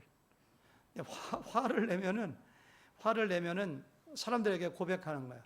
아내에게 화를 내면은 나는 이렇게 마음이 좁은 사람이야, 알았지? 그 고백하는 거예요. 마음이 넓은, 꼭 기억하세요. 첫째, 마음이 넓은 사람은 절대 화를 내지 않습니다. 절대 화를 안 내요.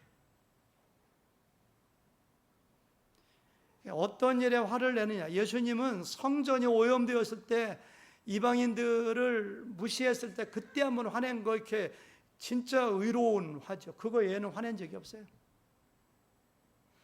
예수님은 누가 얼굴에 침을 뱉었다고 화를 냈는가? 주먹으로 때리면서 누가 때렸나 맞춰봐라 화를 냈는가? 그게 인간들이냐고요? 사람의 십자가에 못 박아놓고 옷을 제비 뽑아 나눠가져요. 그게 인간. 니들 이놈들아 인간이냐 하면서 화를 내는 거예요. 안 냈어요. 절대 화를 안 해요. 여러분들 결심하셔야 돼요. 내가 가정에서나 교회에서나 친구 사이에서나 부부 사이에서나 자녀 절대로 화를 내지 않겠다. 누가 나를 무시해도 나를 모욕해도 내가 낮아지는 거 아니에요. 그 사람이 나를 욕한다고 내가 그런 사람 되는 거야? 아니, 하나님은 더 높여줘요. 화를 참는 거예요. 아까 얘기했던 것처럼. 두 번째, 마음이 넓은 사람은 모든 사람을 다 품어요. 이렇게 품어. 그런 말 있잖아요. 중국의 고사성어 중에 태산은 큰 산이거든요. 태산은 어떤 흙덩이도 사양하지 않아 거대함을 이루었고, 바다는 어떠한 물도 사양하지 않아 깊음과 넓음을 이루어. 바다가 왜 바다야? 어떠한 물도 거부하지 않아. 산 위에 큰 산이야. 어떠한 흙도 거부하지 않아. 그러니까 우리가 대인배, 마음이 넓은 사람은 모든 사람을 다 품어야 돼. 예수님 보세요. 자기를 저주했던 베드로도 품어요. 남편을 5명 뒀던 사마리아 여인도 품어요. 7 귀신 들렸던 막달라 마리아도 품어요. 옆에 있는 강도짓하다 죽는 강도도 품어요. 저 같은 사람도 제가 얼마나 큰 죄인인데요. 저를 품어주세요. 그리고는 수고하고 무거운 짐진 자들아 다 내게로 오라. 내가 품어준다는 거. 나는 마음이 온유하고 겸손하니 내가 너희를 뭐 한다고요? 쉬게 해준다. 이게 품어주면 쉬는 거거든요. 나는 마음이 겸손하고 온유하다. 마음이 넓은 사람은 마음이 겸손하고 온유해지는 거예요. 마음이 좁은 사람은 그래요. 여러분들 이렇게 인생을 살다 보면 부부 사이도 마찬가지거든요. 어쩌면 그럴 수가 있어. 이직하는 거거든요.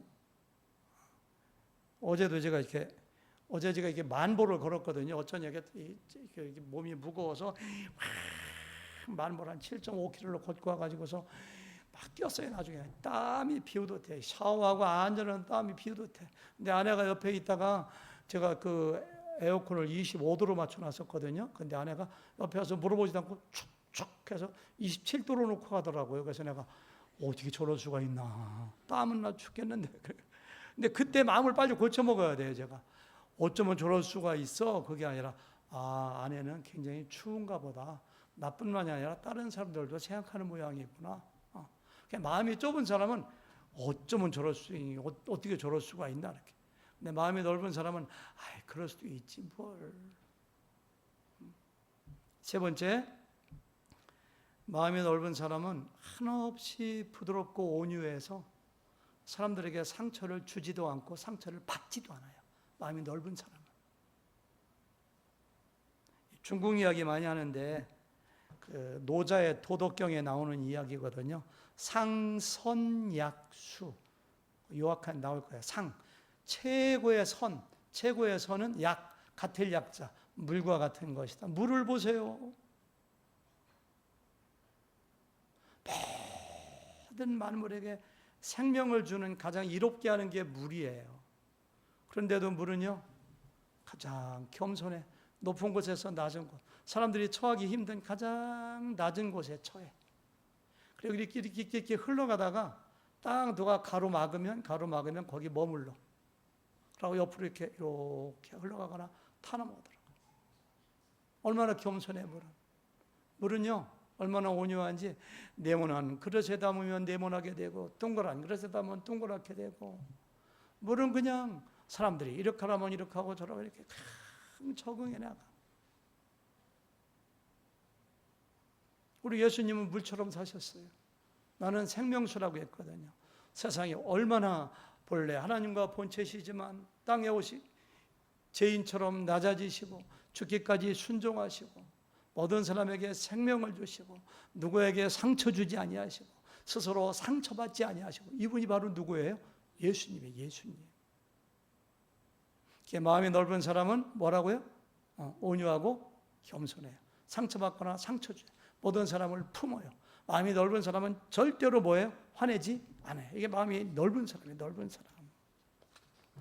여러분들 결심했으면 좋겠어요. 내 마음을 지금부터 갑자기 안 커집니다. 너무 빨리 키우려다가 찢어지면 안 되니까 이렇게 마음을 다 1년 노력하고 2년 노력하고 3년 노력하고 계속 하다 보면은 내가 마음이 넓은 사람이 돼. 대인배가 돼. 대인배가. 소인배가 되지 말고 넓은 사람 되겠다. 결심하시고 예수님처럼. 우리 하나님은 바다와 같이 넓으신 분이거든요. 다 품었거든요. 그런 사람들. 12시에 끝나는데요. 조금 더 할게요. 두 번째는 건강한 마음이에요. 건강한 마음. 건강한 마음의 반대가 병든 마음이거든요. 사람들은 다 이렇게 마음에 상처가 있어요. 상처가 없는 사람 없어요. 탈봇 신학교의 실천 신학 교수였던 닐 앤더슨 목사님이 내가 누구인지 알았습니다. 제가 그 책 한 3번, 4번 읽어봐. 너무 좋아. 내가 누구인지 이제 알았습니다. 얘기했어요. 마음에 상처가 없는 사람은 이 세상에서 예수님 한 분 빼놓고 아무도 없다. 이렇게 했어요. 자기에게 상담하러 온 사람 50명에게 설문조사했는데 열등감, 불안, 자기 비하, 죄책감, 염려, 의심 6가지 중에서 당신이 어떤 문제를 가지고 있습니까? 50명 전체가 6가지 다 가지고 있대요. 열등감, 죄책감, 의심, 불안 이런 것들이죠. 마음의 상처의 문제는 저도 마찬가지예요. 다 있어요, 상처. 치유받아야 되거든요. 제가 우리 강 목사님하고 사모님 내적 치유 전문가이신 거 잘 알아요. 그래서 이 대목을 뺄까 말까 하다가 왜냐하면 전문가시니까. 근데 또 한 번 정리하는 의미가 있다 해서 정리를 제가 해왔는데요. 히브리서 12장 15절을 보니까 다 같이 읽어볼까요? 시작. 너희는 하나님의 은혜에 이르지 못하는 자가 없도록 쓴 뿌리가 나서 괴롭게 하며 많은 사람이 이로 말미암아 더럽게 되지 않게 하며. 쓴 뿌리가 나서, 마음에 쓴 뿌리, 마음의 상처거든요. 마음에 상처가 있으면요 은혜에 이르지 못해요. 마음에 상처가 있으면요 믿음이 성장하지 않습니다. 말씀이 내 마음속에 파고 들어오지 않아요. 마음에 상처가 있으면 그래요. 교회 오래 다녀도 흉내는 내지만 절대로 믿음이 자라지가 않아요. 두 번째, 괴롭게 해요. 누구를? 마음에 상처가 있으면 자기가 괴로워. 열등의식도 많아지고 화도 잘 나고 남도 괴롭게 해. 세 번째는 뭐예요? 거기 보니까 더럽게 돼요. 더럽게. 중독에 빠지고요, 죄에 빠지고, 미움에 빠지고, 증오에 빠지고. 마음에 상처가 있는 사람의 특징이에요, 특징. 저를 생각해 봤거든요. 나에게 어떤 상처가 있는가. 저는 그 농부의 아들로 태어났는데 가난했어요. 네, 저희 아버집이 딸 둘 낳고 저 이제 아들을 낳고 우리 아버지가 결혼하셔서 6년 동안 아기를 못 낳다가 6년 만에 딸 낳고 저를 낳았으니까 12년 만에 낳았으니까 저를 얼마나 사랑했겠어요. 그냥 엄청난 사랑을 받고 자라는 아버지가 자랑스럽게 여겨요. 근데 제 아버지도 마음에 상처가 있다 보니까 저도 상처를 많이 물려받았더라고요. 어렸을 때 이렇게 가만히 아버지하고 대하고 놀다가 갑자기 아버지 마음에 안 들으면 소리를 팍, 그 모습이 얼마나 무서운지 저에게 그냥 소리. 그럼 저는 그렇게 마음속에 노여움이 가득 차고 아버지가 미워지고 대단히 죄송하지만 아버지를 그냥 어떻게 하고 싶은 막 노여움이 그럴 때가 굉장히 많았어요. 또 우리 아버지가 완벽주의자예요. 그러니까 우리 아버지가 뭐든지 완벽하니까 늘 혼나는 거죠. 아들을 사랑하면서도 늘 야단 맞고 지적하고 큰 소리로 혼나고 그러니까 저희가 그런 상처가 있더라고요. 그러니까 누가 저를 지적하면은 굉장히 힘들어요. 우리 아버지에게 그런 받은 상처가 있기 때문에 아내가 저한테 눈을 부라리고 화난다고 생각하면 저는 다른 사람이 받는 상처보다도 5배나 10배는 더 상처를 받아요. 얼마 전에 한 20일 됐는가 아내가 무슨 이렇게 전화를 하는데 잘 모르는 것 같아서 내가 옆에서 알려줬어요. 막 전화할 때 누가 알려주면 좀 화나잖아요. 짜증나니까 아내가 그래도 계속 모르게 해서 뭐라 하니까 아니라니까 하더라고요. 근데 아내가 이렇게 눈을 부라리고 화내는 사람이 아닌데 제가 그렇게 들었겠죠. 아니라니까 하더라고. 그 순간 제가 심장이 아플 정도로 심장이 뻐근해지면서 힘들더라고. 너무너무 힘들어. 1시간 지나도 힘들고 2시간 지나도 힘들고 이렇게 하다 심장마비 오는 게 아닌가 할 정도로 힘들더라고.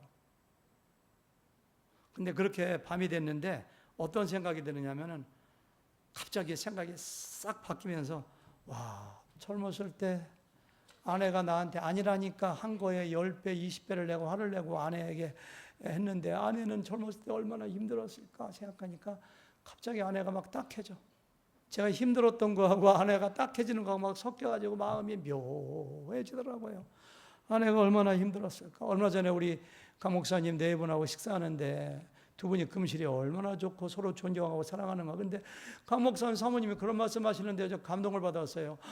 제가요 목사님, 언뜻 생각하니까 저만 힘든 줄 알았거든요. 그런데 저 때문에 제 목사님이 얼마나 힘들었을까 다 깨달음이 오는데 너무너무 죄송하더라고요. 제가 강 목사님 다시 봤거든요. 와, 성숙한 사람은 자기가 상처받은 걸 생각하지 않고 상처 준 거 생각. 저도 조금 성숙한 사람이죠. 그러니까 내 아내가 얼마나 힘들었을까. 밤새도.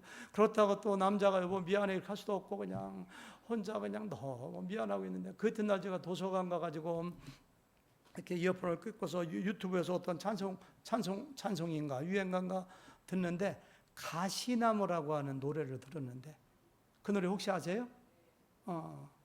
내 속에 내가 너무도 많아 당신의 쉴 곳 없네 내 속에 헛된 바람들로 당신의 편할 곳 없네 그 노래가 쭉 나가는데 나의 상처 때문에 내 아내나 남편 주변 사람들을 얼마나 쉴 곳 없게 만들었는가를 노래하는 건데 제가 그 노래 부르면서 무지무지하게 울었어요. 도서관에서 진짜로.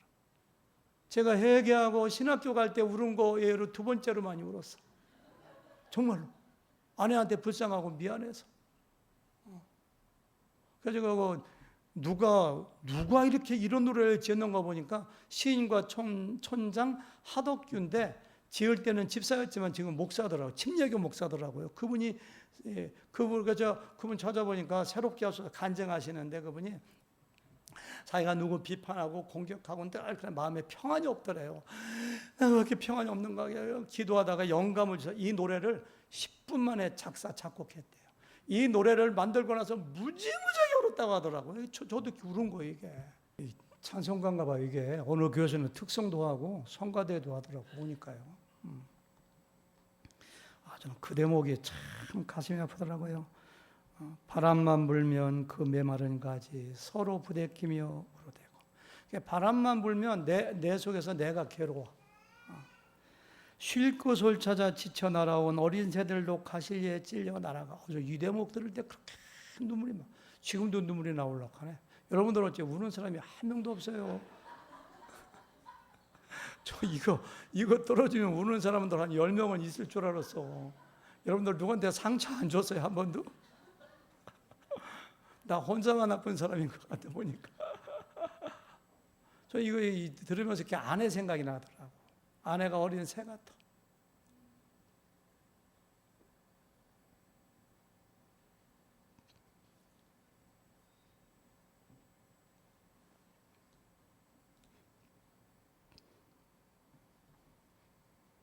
죄송해요.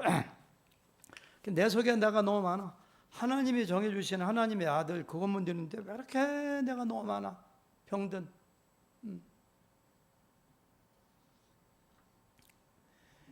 간단하게 세 가지만 얘기하고 오전 강의 마칠게요.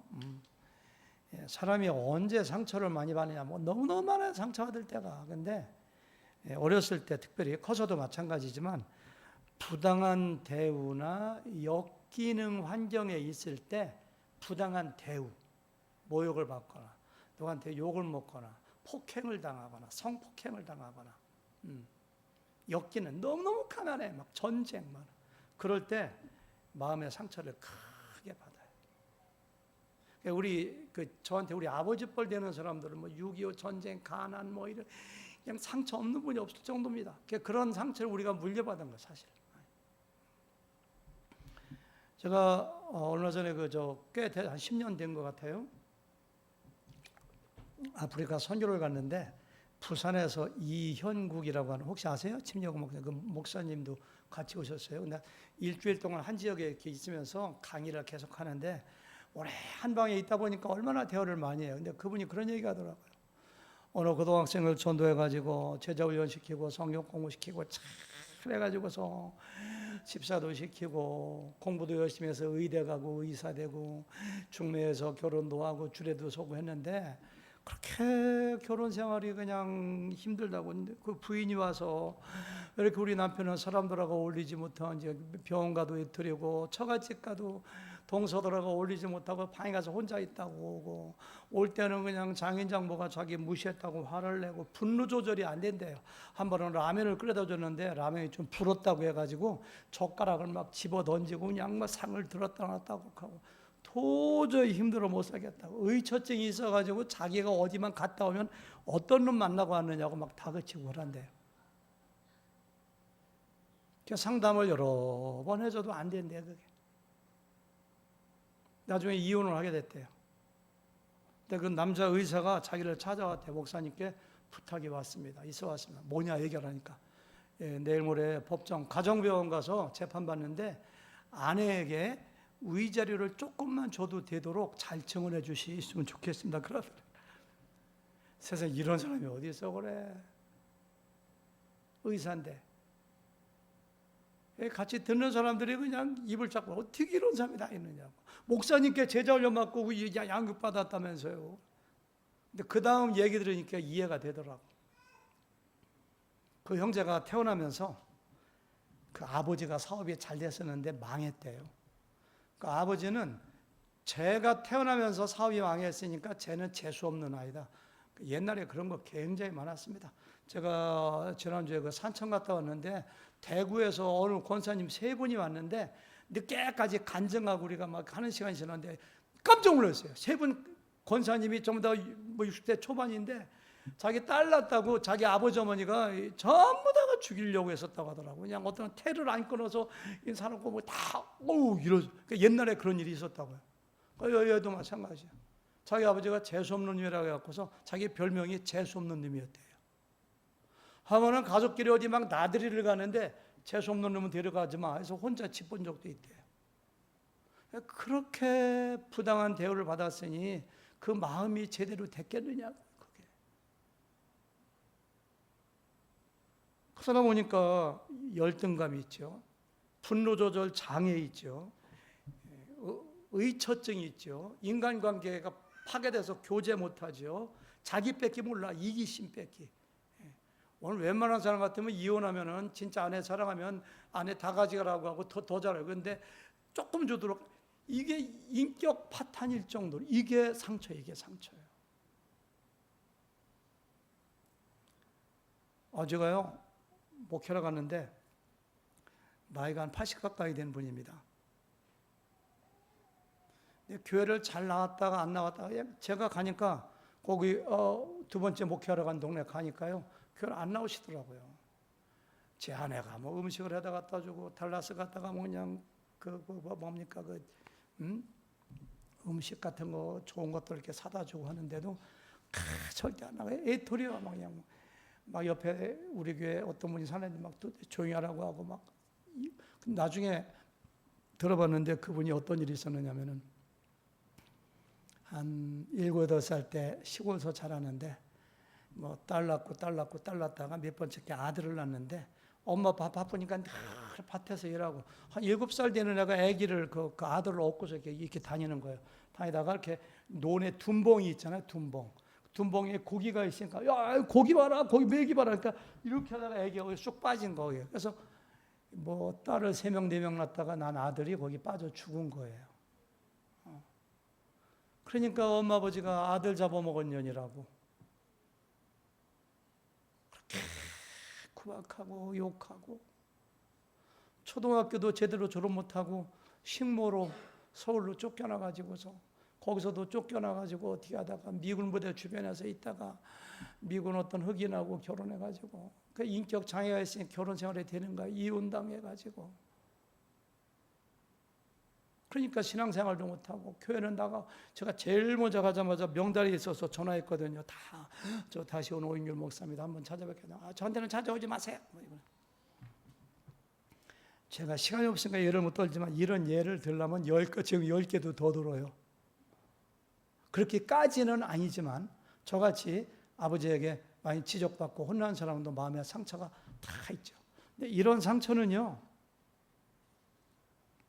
거의 그 인격하고 그냥 우리 몸에 이빨에 치석 이빨에 꽉 달라붙어서 칫솔로 안 되고 기계로 떼어내야 되는 것처럼 우리 인격 깊숙한 곳에 꽉 달라붙어 가지고서는 이렇게 잘 치유가 안 되는 것 같아요. 아까 그 부산의 목사님, 자기가 10몇 년을 재정전시키고 설교하고 예배하고 집사 됐는데도 그게 안 되잖아요. 그게 안 돼요. 그 청주 CCC 간사였다가 목회하다가 옥천에서 그 치유센터 하시는 주소택 목사님이라고, 목사님 잘 아시죠? 그분이 내 안에 울고 있는 내가 있어요. 그런 책을 제가 여러 번 읽어봤는데 거기 보면 그렇게 상처받은 사람들이 어떻게 성령의 능력으로, 성령의 능력이 아니면 안 돼요. 성령께서 치유시켜 주셔야 돼요. 우리 목사님 사모님 그런 거 많이 이렇게 많이 세미나 같은 거 하셨으니까 뭐 제가 구체적으로 얘기하지 않겠습니다만은 그런 상처를 나에게 이런 상처가 있구나라는 거 알기만 해도 치유의 첫 발걸음. 저는 제 상처를 알잖아요. 그걸 발견하셔야 돼요. 두 번째는요, 저는 죄책감이라고 해요. 죄책감. 죄가 있으면 죄책감을 갖는 거 당연하죠. 우리는 다 죄인입니다. 죄책감 가져야 돼요. 죄가 있으니까 내가 벌 받지, 심판 받지, 나 행복하면 안 돼. 그렇게 가져야지, 당연하지. 근데 우리는 놀랍게도 예수님의 보혈의 피로 의롭다함을 받은 사람들입니다. 우리의 죄 문제는 해결됐어요. 그런데도 죄책감을 갖는 건 잘못된 거죠. 여러분, 죄책감 때문에 고통받는 사람들 굉장히 많아요. 의외로. 근데 이렇게 한번 얘기해 볼게요. 만약에 탕자는 나쁜 사람입니다. 아버지의 재산 다 축냈습니다. 창기들하고 지생들하고 놀아놨습니다. 무슨 나 짝으로 들어와. 벌 받아야지. 내쫓아야지. 근데 만약에 탕자가 아버지의 완전한 용서를 경험하지 못하고 죄책감을 가지고 있다면 어떻게 됐을까요? 날 보면 구석에 가서 이렇게 있어. 아버지가 너 왜 그러냐? 아버지, 저는 이 밥 먹을 자격이 없는 놈입니다. 아버지의 재산을 축냈는데 어느 날 보니까 또 그냥 자주 가서 울고 있어. 너 왜 그러냐? 아버지, 제가 무슨 낯짝으로 아버지 울고 저는 안 됩니다. 저는 나쁜 놈입니다. 저는 또 나가야 될 놈. 그러면 아버지가 얼마나 속상해요. 우리가 똑같죠. 십자가의 보혈의 피로 용서받았는데 왜 우리가 죄책감을 해서 허덕여야 되느냐? 이게 죄책감이 이렇게 무서운 거예요. 마음에 평안이 없어. 죄책감은 하나님이 용서해 주신 것을 내가 용서하지 못하는 거예요. 하나님께서 미리 이것을 아시고 구약 성경에 보니까 오죽하면 너희가 회개하면 동이 서에서 먼 것처럼 너희 죄악을 내가 다 잊어먹었어. 구약 성경에 너희 죄가 아무리 주홍과 같이 붉을지라도 눈과 같이 이어졌어. 그런데도 우리는 그걸 안 믿어. 죄책감. 하나님, 저 죄인입니다. 혹시 여러분들 죄책감 때문에 힘들지 않으세요? 아무도 모르는 거, 과거에 내가 이런 거 있었는데. 제가 좀 나이가 들으니까요, 이상해요. 과거에 누구나 할 수 있는 실수야. 별거 아니야. 누구 아프게 했던 거, 누구 내가 대접, 그게 그렇게 힘들어요, 제가요.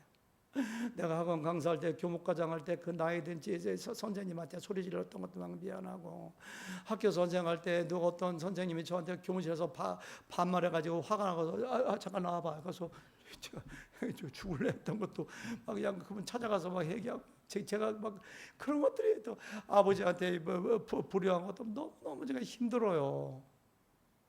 과거에 실수한 것도. 근데 하나님은 그런데 우리가 힘들어하지 않기를 원하시거든요. 제가 그거 해결하는 방법을 하나 찾았어요. 사도 바울이 고린도전서 13장 11절에서 이렇게 내가 어렸을 때는 말하는 것이 어린아이 같았고 깨닫는 것도 어린아이 같았고 생각 같은 것도 어린아이 같았었는데 장성한 다음에는 어린아이의 일을 뭐 했다고 했어요? 버렸다고요. 혹시 여러분들 4살, 3살 때 오줌 싸고 똥 싸고 엄마 힘들게 한 거 지금 죄책감 느껴서 힘들어하는 분 있어요? 없어요? 없죠? 어린아이 때 내가 과거의 실수에 대해서 힘들어한다는 것은 내가 그만큼 장성하고 성장, 그때는 힘들 줄 몰랐어. 나 힘들게 하니까 이게 많이 욕하고 막 이렇게 했던 건데, 그때는 내가 영적으로 정신적으로 어린아이예요. 그때 했던 걸 지금 너무 힘들어하지 마세요. 여러분들 과거에 실수한 거, 부모에게 효도하지 못한 거, 특별히 이게 제 정도 나이 되면요, 양 부모에게 효도하지 못한 게 그렇게, 여기 젊은 학생들 어머니 아버지 무조건 내가 잘하셔야 돼요. 정말 효도하셔야 돼요. 그게 지금 그렇게 힘들어. 그때 아버지한테 내가 왜 그런 말을 했는가? 아버지에게 왜 내가 용돈을 더 못 드렸는가? 그런 것도. 근데 어떻게 생각하느냐? 그때는 내가 미성숙했을 때, 영적으로 어린아이였을 때 실수한 거. 지금은 내가 어른 됐으니까 과거의 그와 같은 아픈 것을 추억으로 생각하자. 이렇게 생각하면 좀 덜하더라고요. 과거에 얽매이지 마세요. 만약에 다윗이 죄책감에서 벗어나지 못했다면 다윗은 죽었을 거예요. 아주. 세상에 바세바 범하고 자기의 충성스러운 부하를 죽게 하고, 그 때문에 괴로워서 어떻게 살아. 그런데 뼈가 마르는 고통 가운데 회개한 다음부터는 그와 같은 죄책감 때문에 그렇게 힘들어하지 않았어요. 바울을 보세요. 스데반을 죽이는 데 앞장서고, 얼마나 많은 사람들을 감옥에 집어넣고 기독교인들을 핍박하고, 그것 때문에 죄책감이 힘들었다면 어떻게 살아요? 근데 바울은 큰 소리로 외칩니다. 죄책감이 없었어요. 우리가 잘 아는 로마서 8장 보니까요, 누가 능히 하나님의 택하신 자들을 고발하리요. 저는 이게 자기한테 한다고 했어요. 자기한테 하는 말이라고 생각해요. 누가 능히 하나님의 택하신 자들을 고발하리요. 의롭다 하신 이는 하나님이시니 누가 정죄하리요. 스스로하게 하는 거예요. 마지막 세 번째인데요, 열등감이에요. 열등감. 아까 좀 열등감 얘기했죠. 아까 제가 미리 와서 강 목사님하고 사모님 조금 잠깐 얘기하는데, 사모님 그런 말씀 하시더라고요. 저희들은요, 서로가 절대 상처 안 받아요. 이렇게 하더라고요. 왜요? 그러니까 우리는 자존감이 높아서요. 이렇게 하더라고요. 열등감의 반대가 자존감이 높은 거거든요. Self identity. 내가 누구인가 분명히 알면은 열등감 관계없어. 시간이 갔지만 조금 더 얘기할까요? 저는 어떤 열등감이 있었느냐면은, 저희 아버지가 초등학교도 못 나오셨거든요. 그 한글 간신히 깨우치셨어요. 그리고 가난했어요, 시골에서. 우리 때는 거의 다 마찬가지. 그게 그렇게 저한테 열등감이었어요. 중학교, 고등학교 가서 교복을 맞추는데 한 번도 맞춰 입은 적이 없어요. 기성복 사 입었지. 꼭 무슨 뭐 호랑이에게 말가죽 입혀놓은 것처럼 헐렁하게 입고 왔겠다. 집안이 가난했던 거에 대한 열등감이 많았고요. 또 외모에 대한 열등감도 많았어요. 제가 23살에 사범대학을 졸업하고 청주 일신여자고등학교에 그 23살에 여고 3학년을 담임했는데, 밤 9시에 끝나잖아요. 끝나고 쭉 3월 2일 날 부임해서 선생하는데 3월 6일인가 7일 됐는데 뒤에 여학생 3명이 따라와. 그런데 내가 그 선생인지 모르고 내 흉을 보는 거예요. 바람결에 소리가 들려와요. 다시 오는 수학 선생이 있지. 그러니까 오인균. 그러거든. 선생도 오인균. 왜 이렇게 못생겼냐. 그러니까 한 학생 옆에 있다가 잘생긴 내 하도업석이지. 한 학생이 그래도 수염이나 저런 건 좀 사람은 괜찮은 것 같아. 그렇게 하더라. 저는 23살 총각 때 그 말이 얼마나 가서, 나는 못생긴 사람이야. 나는 못생긴 사람이야. 지금은 열등의식 하나도 없어요. 그런 거. 얘 막 들잖아. 이러면 얘들은 열등의식 없어진 거야. 다 없어졌어요. 성령 충만하고 주님 믿으면 다 없어졌거든요. 열등의식은 결국은 내가 누구냐의 아이덴티티의 문제하고 연결돼요. 만약에 어떤 사람이 저에게 당신 누구요? 오인균입니다. 그건 당신 이름이고. 저 한국 사람이에요. 그건 당신 국적이고. 저 기독교 신자입니다. 당신 종교고. 저 침례교육 목사입니다. 당신 그건 저 직분 얘기하는 것이고. 키가 165cm에 몸무게 64kg입니다. 그건 당신의 이제 키를 얘기하는 거죠. 1955년 4월 생년월일이고. 이런 게 내가 아니거든요. 저는 대학을 졸업하고 대학원 3개 나왔어요. 그건 당신의 학력이고. 저는 청주가 고향입니다. 단 고향 얘기하는 거고. 만약에 제가 팔이 절단돼도 난가? 나지. 만약에 심장을 교체했다면, 이식했다면 나는 누구인가? 내가 누구인가에 해당되는 것이 열등식과 관계 있는 거예요. 성경은요, 우리가 누구인가를 너무도 분명히 얘기해요. 하나님은요, 우리가 뭐 파마를 얼마짜리 했는가, 화장품을 얼마짜리 발랐는가, 대학은 어디 나가는가, 재산은 얼마인가, 어떤 땅을 가지고 있는가, 자녀가 성공했는가, 그런 거 별로 하나님은 관심 없어요. 물론 머리카락까지 세실 정도로 우리를 사랑하시지만은 진짜 뭐 내 돈이 얼마인가, 부자인가, 아무런 하나님 진짜 관심 있는 것은 너는 내 아들이야. 너는 구원받았어. 너는 천국 시민이야. 하나님은 그런 데 관심이 있죠. 근데 세상은 계속 얘기해요. 저 사람은 대학도 못 나왔어. 저 사람은 키도 작어. 저 사람은 못생겼어. 잘생긴 데가 하나도 없어. 키는 어떻고 머리는 어떻고 뭐 재산은 어떻고, 전부 다 내가 아닌 거짓 것을 나한테 얘기해요. 우리 어머니가 나한테 얘기하는 것도 진짜 아닙니다. 세상에 얘기하는 거 진짜 아닙니다. 오직 성경에서 나를 누구라고 하는가, 그것이 나이지. 그것만 확실히 하면요, 열등의식 사라져요. 내가 누군지 알면요. 제가 이따 끝날 때 나눠드릴 텐데요, 내가 누구인가, 성경에서 말하는 33가지. 제가 저희 교회에서 내적 세미나 한번 부흥한 적이 있거든요. 그거 하고서 그거 열등만 얘기한다, 그거 딱 나눠줬어요. 이따 줄 거예요. 그거 지금까지도 하루에 한 번씩 읽는 분이 있어요. 아침에 목사님 그거 계속 읽으니까요, 정말 제가 자존감이 생기네요. 어디가 제가 주눅들지 않아요. 하나님의 자녀인데요, 천국 시민권자인데요. 사도 바울 얘기한 것처럼 나는 모든 것이 가졌고 풍부한데요. 그런 거예요. 여러분들 꼭 기억하세요. 상처가 없는 사람은 없어요. 다 우리는 엮이는 환경에서, 때로는 부당한 대우로. 그렇지만은 하나님께서는 너는 내 아들이라고 얘기해요. 모든 것을 다 줬다고, 하나님이 사랑한다고 말씀하세요. 그래서 이 상처를 꼭 치유하셔서 건강한 사람 되면은 웬만한 거 그냥 다 지나갑니다. 얼마나 내가 행복한지, 날마다 평안하고 날마다 기쁘고, 그런 사람 되시기를 주님의 이름으로 축원합니다.